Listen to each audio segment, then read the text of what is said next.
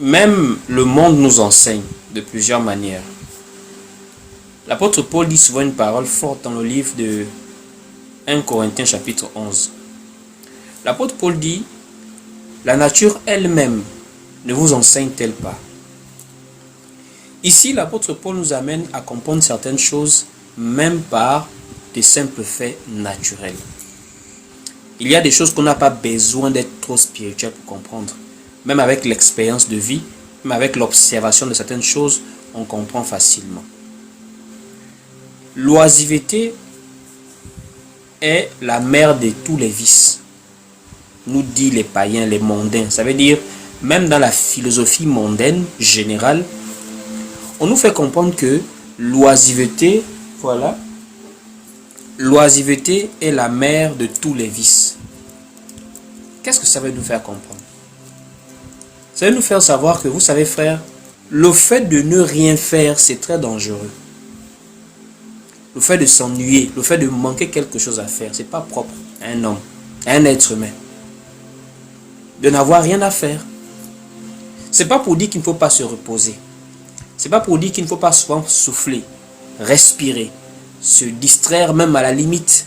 Non, je parle de quelqu'un qui ne trouve pas de quoi se rendre utile, de quoi s'occuper sainement, positivement.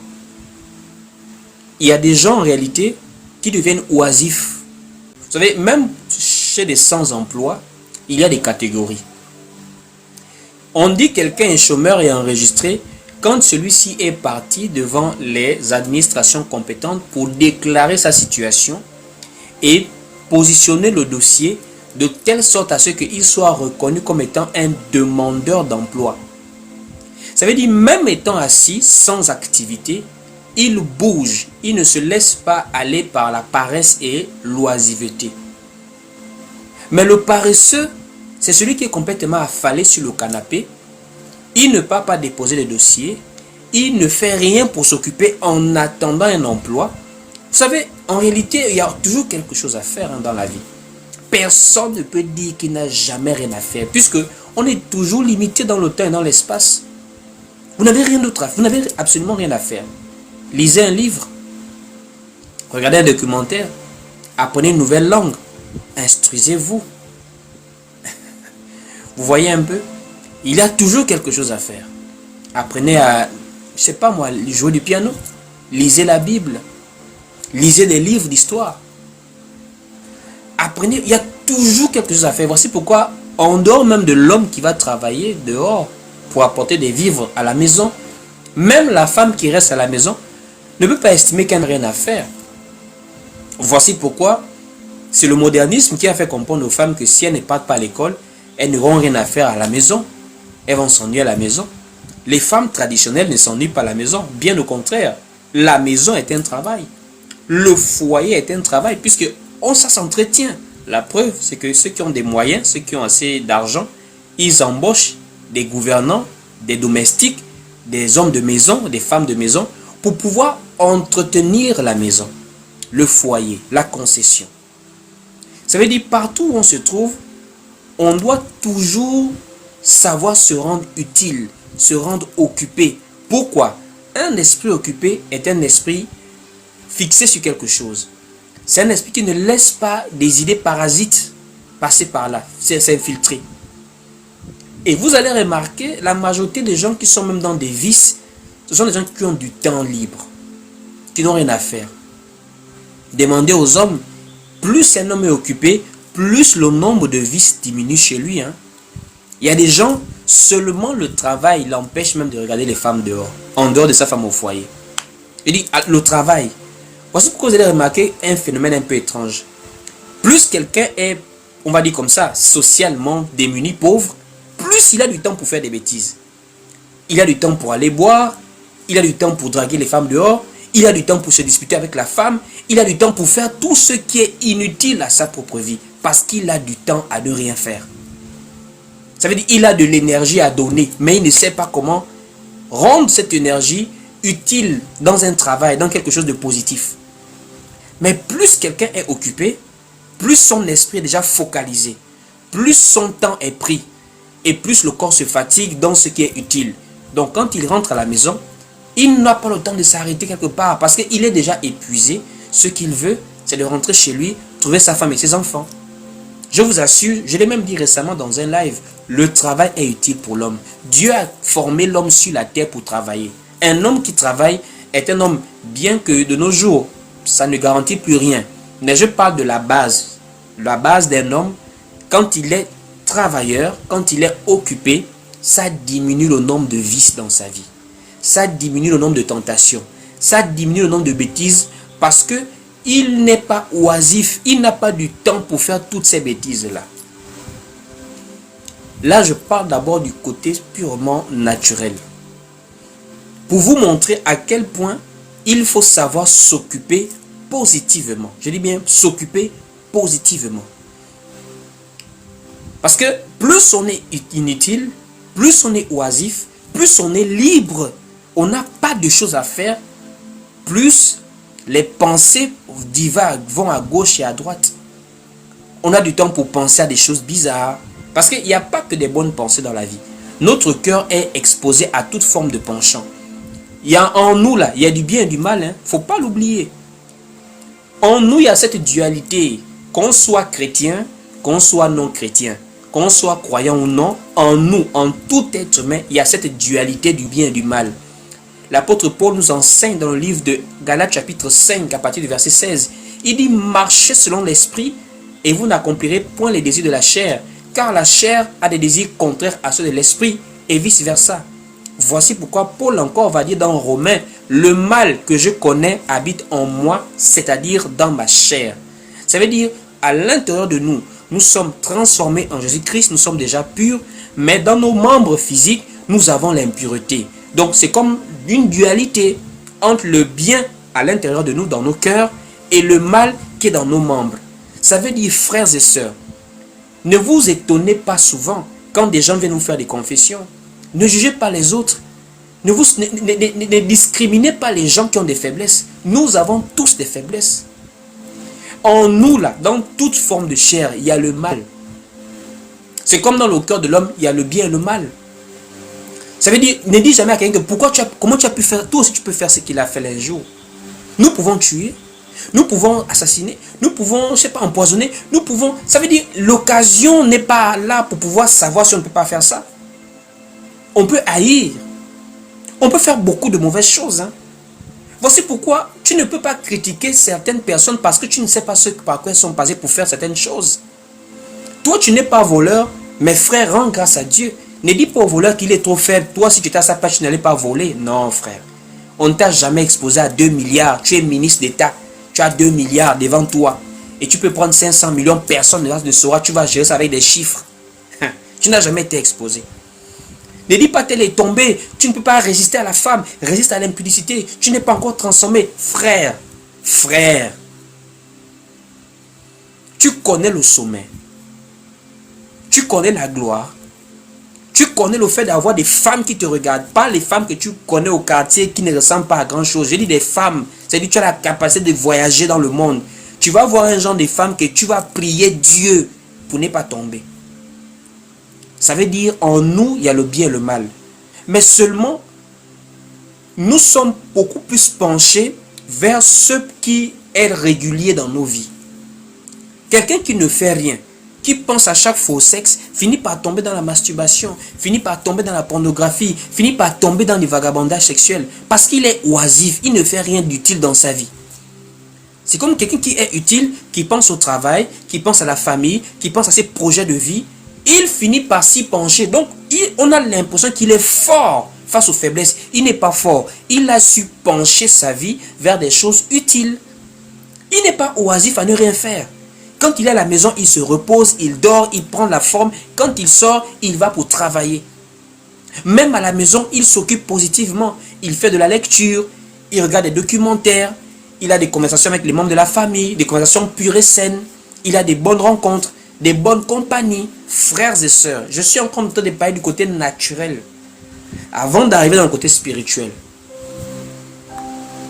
Regardez l'impact de l'oisiveté. Quand tu es oisif, quand tu ne fais rien de ta vie. Voici pourquoi c'est comme un cycle. C'est comme un cycle. Ça veut dire, les pauvres sont de plus en plus pauvres. Les riches sont de plus en plus riches. Parfois, ce n'est pas la sorcellerie. Parfois, c'est la mentalité. Parfois, c'est le mode de vie. Quelqu'un qui est pauvre, c'est quelqu'un qui, en général, il ne veut pas. Parce que, comment tu vas être pauvre, tu as des pieds et des mains? C'est-à-dire, tu es pauvre, tu as des pieds et des mains. Pour moi, la pauvreté n'est pas la bonne condition sociale. C'est d'abord un état d'esprit. Tu ne veux rien faire, tu ne crois en rien. Tu blâmes les autres, tu blâmes l'État, tu blâmes tout le monde sauf toi-même pour ta condition. C'est vrai, on n'est pas nés tous pareils. D'autres sont nés avec beaucoup d'avantages. Mais frère, toi aussi tu as beaucoup d'avantages. Toi tu as des pieds. Il y a des gens qui sont nés sans pieds. Tu connais la vie sans pieds. C'est-à-dire tu es en bas, tu vois les autres que de haut, tu n'as pas les pieds pour marcher. Mais comment tu as des pieds, tu vas te lamenter comme ça? Tu n'as rien à manger, oui. Mais toi au moins tu as des mains pour chercher à manger. Celui qui a les mains coupées, il fait comment? Celui qui a fait l'accident, qui n'a plus de mains. Vous voyez ce que l'oisiveté crée? Ça veut dire l'oisiveté est tellement dangereuse. Il faut éviter d'être des gens oisifs, des gens qui n'ont jamais rien à faire. Et l'apôtre Pierre va nous parler de cela par rapport à la vie de foi également. Que même dans la foi, nous avons des gens oisifs, des gens stériles qui ne font rien. Allons-y lire un passage. Nous sommes ici dans le livre, voilà, on va aller dans le livre de Pierre, voilà. Nous sommes ici dans le livre de 2 Pierre, chapitre 1er, à partir du verset 3. Pour voir où l'apôtre Pierre nous parle de l'oisiveté. Évitons d'être des gens oisifs. Dans la foi. Il y a des gens dans la foi, la personne n'a rien à faire. En Christ, je dis, tu n'as rien à faire. Tout est un enfant de Dieu. Tout est un disciple du Christ. Frère, tu ne ressens pas le poids de la mission là comme moi. Si on avait des moyens, je vous assure, je rends grâce à Dieu pour les gens qui soutiennent cette œuvre-là. Et que Dieu vous bénisse. Vous faites déjà assez. Merci, que Dieu vous bénisse. Mais si seulement on pouvait avoir plus de moyens, frère, les idées que nous avons, parce que la mission pèse. C'est juste les moyens qui nous bloquent. On ne peut pas dire qu'on n'a rien à faire en Christ. Même la parole nous enseigne que la moisson est grande. Mais il y a peu d'ouvriers. Ça veut dire travail en Jésus là, frère. Regardez le niveau d'immoralité dans lequel nous sommes aujourd'hui. L'immoralité atteint son comble. Regardez comment le monde chrétien est devenu rien qu'un monde de confusion. Où est cette révélation des enfants de Dieu dont nous parle Romain? La création attendait avec un ardent désir la révélation des fils de Dieu. Où est la gloire de la seconde maison? Où est le réveil qui a été promis après le réveil des vierges dans l'Apocalypse, dans le livre de Matthieu, chapitre 25? Où se symbolise ce réveil dans le monde réel pour nous qui sommes église? Où sont les caravanes d'évangélisation? Où sont les véritables miracles? Où est le véritable don du Saint-Esprit? Où est cette génération d'hommes et de femmes, jeunes, vieux, vieilles, jeunes filles, papa, maman, des gens qui se lèvent pour confesser le Seigneur face à cette séduction qu'il y a aujourd'hui dans le monde des chrétiens? Face à ces contradictions qui viennent des traditionalistes, des africanistes et toutes ces choses. Il y a du travail à faire. Le fardeau des âmes, des temps de prière, la conversion des âmes. Il y a du boulot à faire. C'est-à-dire tu ne peux pas être en Christ, tu es là, tu dis tu n'as rien à faire, c'est qu'il y a un problème. Allons-y lire ce passage de Pierre, chapitre 1er, à partir du verset 3. 2 Pierre 1, dès le verset 3, il est écrit ici. Comme sa divine puissance nous a donné tout ce qui contribue à la vie et à la piété, au moyen de la connaissance de celui qui nous a appelés par sa propre gloire et par sa vertu, lesquels nous assurent de sa part les plus grandes et les plus précieuses promesses, afin que par elles, vous deveniez participants de la nature divine, en fuyant la corruption qui existe dans le monde par la convoitise. À cause de cela même, écoutez, à cause de cela même, nous sommes au verset 5, à cause de cela même, faites tous vos efforts pour joindre à votre foi la vertu, à la vertu la science, à la science la tempérance, à la tempérance la patience, à la patience la piété, à la piété l'amour fraternel, à l'amour fraternel la charité, car si ces choses sont en vous et y demeurent avec abondance, et y sont avec abondance, elles ne vous laisseront point oisif, ni stérile pour la connaissance de notre Seigneur Jésus-Christ. Mais celui en qui ces choses ne sont point est aveugle. Il ne voit pas de loin. Et il a mis en oubli la purification de ses anciens péchés. C'est pourquoi, frères, appliquez-vous d'autant plus à affermir votre vocation et votre élection. Car en faisant cela, vous ne broncherez point. C'est ainsi en effet, l'entrée dans le royaume éternel, notre Seigneur et Sauveur Jésus-Christ, vous sera pleinement accordée. Ici, l'apôtre Pierre est en train de réveiller quelqu'un en réalité qui met attention. C'est pas parce que Christ a tout fait à la croix qu'on va être assis, affalé comme en mode bon, Jésus a tout fait quoi. Non, frère. On doit être des bosseurs spirituels. Je vous assure, même seulement la vie de prière est un travail. Parce que c'est dans la prière que la puissance de Dieu se manifestait, hein, frères et sœurs. Remarquez. Mais la Bible est là, Actes des apôtres. Le Saint-Esprit est arrivé le jour de la Pentecôte. Ils étaient à la chambre haute. Depuis Actes chapitre 1, ils persévéraient dans la prière. Ils persévéraient. Donc le Saint-Esprit les trouve dans une atmosphère spirituelle, puisqu'ils prient. Prier, c'est parler à Dieu. Ils prient. Ce sont les mêmes temps de prière dans le livre de Actes chapitre 16 qui a déclenché l'ébranlement des murs de la prison où étaient Paul et Silas. En pleine prison, Paul et Silas se mettent à chanter et à prier. Au son de leur chant et de leur prière, les murailles, les murs de la prison tremblent, les portes sont ouvertes, ils sont sortis. Pendant que Pierre était en prison, nous sommes dans Actes toujours, les frères de Jérusalem se sont mis à prier. Et quand ils se mettent à prier, un ange vient, il ouvre la porte, il fait sortir Pierre. Frère, mais nous aujourd'hui, ça veut dire on est tellement conquis par TikTok que par la prière. Vous voyez, regardez l'heure qu'il fait. Regardez l'heure qu'il fait. Même après mon live, on va continuer à scroller TikTok. Toute une année, on n'a même pas pu faire 1 heure de prière durant 365 jours. Mais on arrive à faire des heures sur TikTok, des heures sur YouTube, des heures devant les séries télévisées Netflix. Ça montre que nous sommes plus actifs dans la chair que dans l'esprit. Alors que Paul dit, marcher selon l'esprit. Marcher selon l'esprit veut dire, on entretient la vie de l'esprit en nous. C'est comme la chair, ça s'entretient. Commencez à faire du sport, je vous assure, au début ça fait mal, mais après le corps s'adapte au sport. Faites des abdos pour ceux qui ont des ventres, faites des abdos. Au bout de 3 mois, la manière dont ça fait mal les 2 premiers jours, au bout de 2 semaines, le rythme rentre. 3 semaines, 1 mois, 2 mois, les abdos sortent. Ça veut dire, le corps de l'homme s'adapte. C'est comme aussi l'esprit humain s'adapte. Le Saint-Esprit en nous s'entretient. Voici pourquoi Paul dit, n'attristez pas ou encore n'éteignez pas l'esprit. N'éteignez pas l'esprit, frère. L'esprit ne vit pas en nous. Pourquoi de nos jours les gens ont peur de prier? Imaginez-vous, on vous dit que quelqu'un est possédé d'un démon. Si vous êtes honnête, est-ce que vous allez vous lever pour aller prier pour la personne là?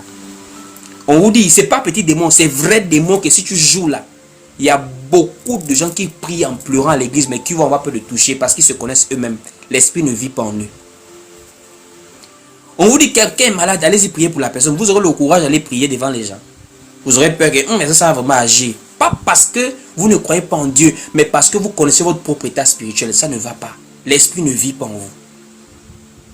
L'esprit ne vit pas en vous. C'est cette même position qui vous amène à être peureux devant les sorciers. Vous ne dormez pas dans le noir. Vous devez toujours avoir de la psychose, le sang de Jésus, le feu du Saint-Esprit, le sel, les sorciers. Un enfant de Dieu qui a peur des sorciers, ça montre que l'esprit ne vit pas en toi. Vous avez vu les apôtres dans la Bible avoir peur des sorciers. Est-ce qu'ils avaient même le temps de parler des sorciers? C'est aujourd'hui qu'on les... C'est-à-dire tout quelqu'un s'autoproclame prophète. Sa spécialité c'est de dire les sorciers de ta famille. Les sorciers de ta famille. Je déclare contre les sorciers de ta famille. Papa, lis Actes des apôtres. Donne-moi l'apôtre qui a fait de la sorcellerie son ministère.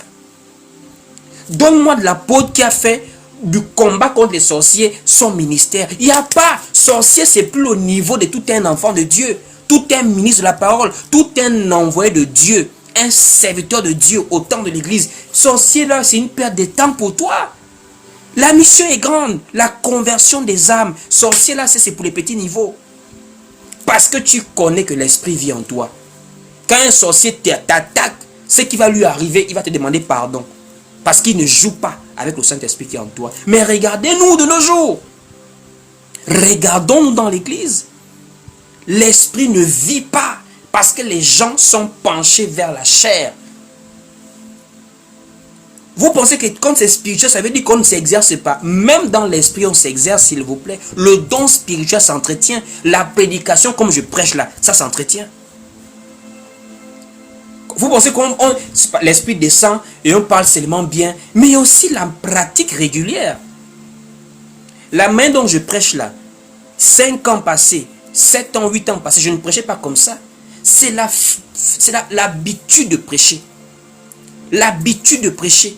Avec la grâce de Dieu, aujourd'hui, je peux même me lever, je développe un thème. Sans avoir médité, je développe un thème. Parce que je travaille dans ça tous les jours. Il y a des gens, prier devient une nourriture pour lui, tellement ils prient tous les jours. Qu'est-ce que tu fais dans les choses de l'esprit qui devient régulière pour toi? Rien. Et tu deviens oisif. C'est normal qu'un bon matin, tu commences à aller dans les lives des Africains.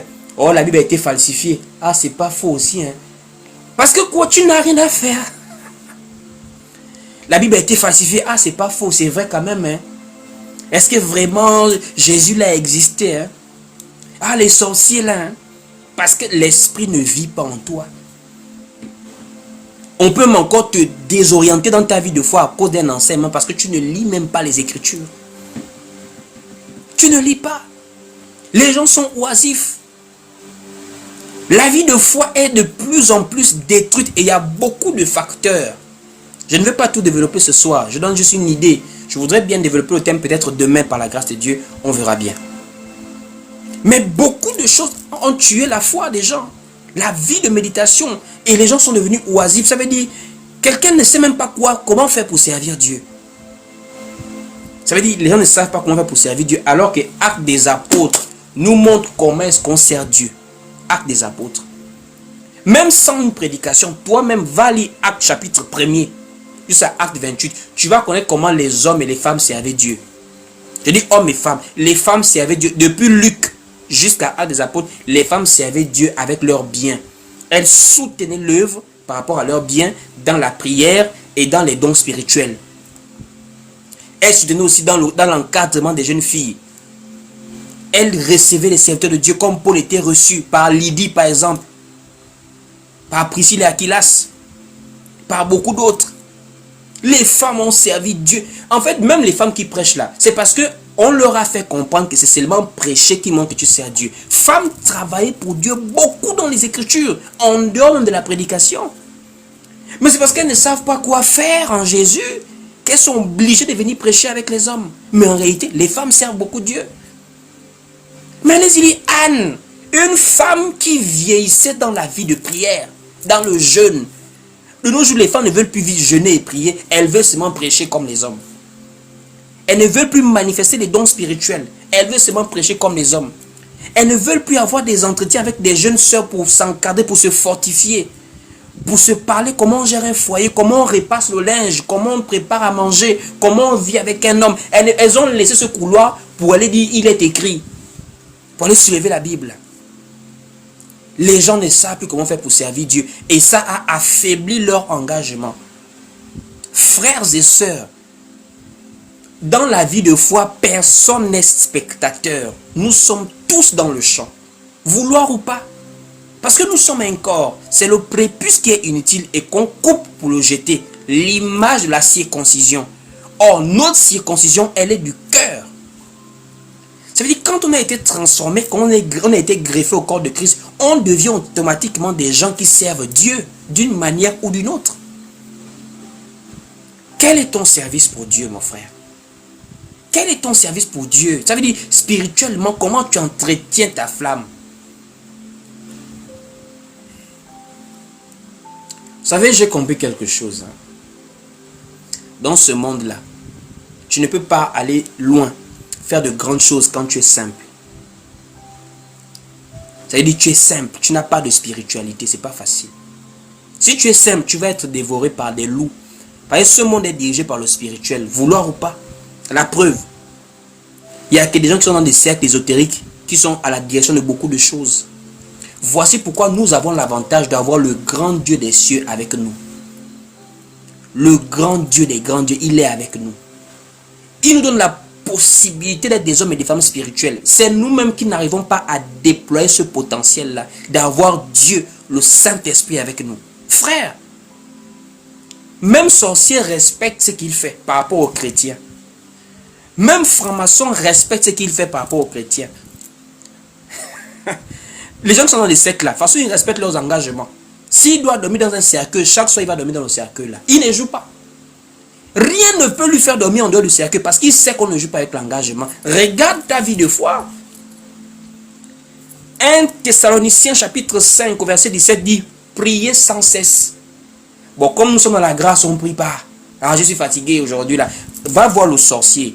Maman, tu peux lui montrer la plus belle femme au monde. À 20h ou 24h, il doit aller à la plage dormir là-bas ou avoir sa sirène là-bas. Il va partir. Même la Miss Univers se met devant lui. Il ne joue pas avec l'engagement.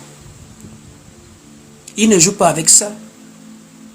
Mais nous, on joue avec les engagements. La grâce nous a rendus tellement libertins, quoi. On fait ce qu'on veut. Et ça se manifeste par notre manière d'être. La légèreté que nous avons dans notre vie de foi. Regardez les publications des chrétiens. Regardez. On s'amuse, on est en débardeur, on est en short, on monte les hôtels, on se balade à gauche à droite, on met les bises aux femmes, les chrétiens. Ça veut dire, tu es en Christ pour montrer à quel point tu mets les bises à ta femme. C'est pour ça que tu es en Christ. Tu es en Christ pour montrer tes maisons. Tu es en Christ pour venir faire les trends sur TikTok. Alors qu'on te parle que nous sommes dans la mission. Allez, faites de toutes les nations des disciples. Jésus a dit, vous serez mes témoins. À Jérusalem, dans toute la Judée, dans la Samarie, et jusqu'aux extrémités de la terre. Ça veut dire, quand on te voit, on doit avoir un témoin de Jésus. On témoigne Jésus par la parole que nous avons l'évangile, ou encore par la vie de l'esprit qui est en nous. Mais c'est parce que nous vivons l'esprit. Vous savez, je fais un thème là, sur YouTube. Pour ceux qui veulent regarder le thème là, allez-y regarder ça sur ma chaîne YouTube. Camisole de force, c'était une pensée que j'avais eue. Je me suis dit non. Il y a des gens qui ont besoin d'être boostés. Qui ont besoin. C'est pas facile ce que je dis, hein. Vivre par l'esprit. Mais à un moment donné, c'est comme quelqu'un qui est ivrogne, qui est faible. Si tu as besoin de vraiment réveiller ta vie de foi, entoure-toi des bonnes personnes. Ne vis pas ta foi seul. L'homme ne s'autodiscipline pas facilement. Si tu n'as pas quelqu'un pour te booster, frère, il est temps de prier. Frère, viens. Frère, allons-y. Tu vas finir par t'affaiblir seul. Voici pourquoi même nous ici, malgré qu'il y a des gens qui sont à distance de moi, il y a des gens qui sont dans le groupe avec moi en tant qu'église. D'autres sont aux États-Unis, au Canada, partout dans le monde. Mais même la distance, malgré la distance, le fait seulement de dire que les frères, on a réunion tel jour, ça booste un peu les autres. Le fait un peu de les titiller que les frères, on doit prier, on doit. Parce que la vie de l'esprit s'entretient. On n'est pas chrétien dans un titre. On est des chrétiens parce qu'on vit la chrétienté. On vit la foi. On vit l'évangile. Il est temps d'arrêter le temps. Chaque jour, tu dois écouter. Tu es sur les chaînes chrétiennes. Tu es partout. Vis ta foi. Toi-même, tu es une flamme. Toi-même, tu es un flambeau. Les gens aussi doivent voir Christ par ta vie. Tout le monde doit se rendre utile. Tout le monde doit se rendre utile, frères et sœurs. J'ai tellement de choses à te dire, mais je vais m'arrêter par là pour ce soir.